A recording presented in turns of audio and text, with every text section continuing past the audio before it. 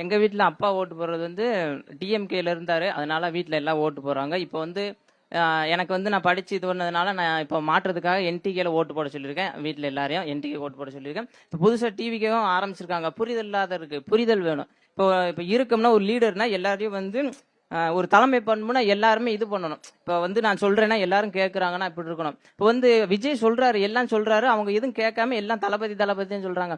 பிறப்புக்கும் எல்லாம் உயிருக்கும் சொல்றாங்க. ஆனா பிறப்புக்கும் எல்லாம் உயிருக்கும் சொல்றாங்க. அது வந்து ஒரு திருக்குறள்.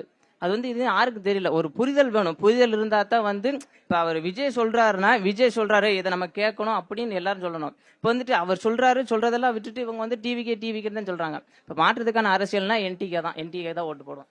அரசியல்னு வரப்போ என்ன சொல்றாங்கன்னா என்ன ஒரு தூண்டில போட்டு பிடிக்காங்கன்னா இலவசம். அந்த இலவசத்தை வச்சுதான் எல்லாருமே இப்ப ஓட்ட பிரிக்காங்க. நமக்கு இலவசம் தேவைங்கிற விட இலவசம் தேவைப்படாத பொருளாதாரத்தை அரசாங்கம் நமக்கு உயர்த்தணும். இப்ப டிவிக்கே சொல்றாங்க நாங்க இவ்வளவு தாரோம் ஓட்டுக்கு, டிஎம்கே சொல்றாங்க நாங்க இவ்வளவு தாரோம் ஓட்டுக்கு. ஆனா நாம் தமிழர் அண்ணன் சீமானன் மட்டும் தான் சொல்றாங்க உனக்கு இலவசம் தேவையில்ல, அந்த இலவசமே தேவைப்படாத பொருளாதாரத்தை நாங்க உயர்த்தணும். இலவசம் உனக்கு எதுக்கு தேவைப்படுது? உன்னுடைய பொருளாதாரம் இல்லைனாலதான் உனக்கு இலவசம் தேவைப்படுது.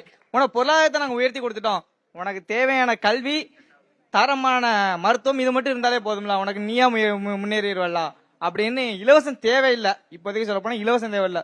ஒரே ஒரு பையனா இலவசம் தேவையில்லை. இலவசம் தேவையில்லைன்னா என்ன மாதிரியான இலவசங்கள்? நிறைய இலவசங்கள் இருக்கு. அதுல என்ன மாதிரியான இலவசம் தேவையில்லைன்னு நீங்க நினைக்கிறீங்க? இலவசம் இப்போ ஒரு ஓட்டுக்கு இவ்வளவு காசு கொடுக்காங்கல்ல, அந்த காசை நம்மளோட காசு தான் நமக்கே பிரிச்சு கொடுக்காங்க. ரெண்டாவது இப்போ பொது ஒரு ஓட்டுக்கு இவ்வளவு பைசா கொடுக்காங்க, அந்த ஓட்டுக்கான காசு தேவையில்லை ஃபர்ஸ்ட். அடுத்து வேற என்ன இலவசம் சொல்லலாம்? இப்ப பெண்களுக்கே கொடுத்துருக்காங்கல்ல, அவங்கதான் பெண்களுக்கான பேருந்து பயணம் இலவசம் சொல்லிருக்காங்க. அதுலயே டிஎம்கேல ஒருத்தங்க என்ன சொல்றாங்க, நீங்க ஓசி பஸ் தானே போறீங்க, நம்மளுடைய வரி பணத்தை தான் எடுத்து நமக்கே அவங்க கொடுக்காங்க, இருந்தாலும் அவங்க குதி காமிக்காங்க. அது எதுக்கு சொல்லணும்? முதல்ல இலவசம் எதுக்கு கொடுக்கணும், அந்த இலவசம் எதுக்கு சுட்டி காட்டணும்? டிவிக்கேல ஃபர்ஸ்ட் என்ன சொன்னாங்கன்னா இலவசம் வந்து நாங்க வந்து தரமாட்டோம் அப்படின்னு சொல்லியிருந்தாங்க. இப்போ ஒவ்வொரு ஆளு நாங்க 1500 தரோம், நாங்க 2000 தாரோம், 2000 தாரம் சொல்லுவாங்க. அது எதுக்கு எங்களுக்கு தேவைப்படுது? எங்களுடைய பொருளாதாரத்தை நீங்க உயர்த்துங்க, எங்களுக்கு இலவசமே தேவையில்ல, நாங்களே முன்னேறிக்கிடுதோம். அது ஒண்ணுதான்.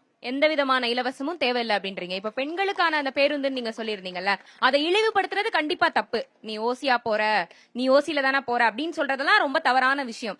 ஆனா அந்த அது மூலியமா எத்தனை பேர் பயன்படுறாங்க? இப்ப இங்கேயே உங்களுடைய தங்கச்சிகள் எத்தனை பேர் வந்து அதுல ஏறி வராங்க இல்லையா? கண்டிப்பா பயன்படுதுக்கா. ஆனா அதை சுட்டி காட்டக்கூடாதுல்ல. அவங்க மெயினா இலவசம் கொடுக்காங்க கரெக்ட், அதையும் சுட்டி காட்டணும். அவங்க சுட்டி காட்டாம இருக்கலாம்ல? அது வரைக்கும் எதுக்கு சுட்டி காட்டுதாங்க? அதை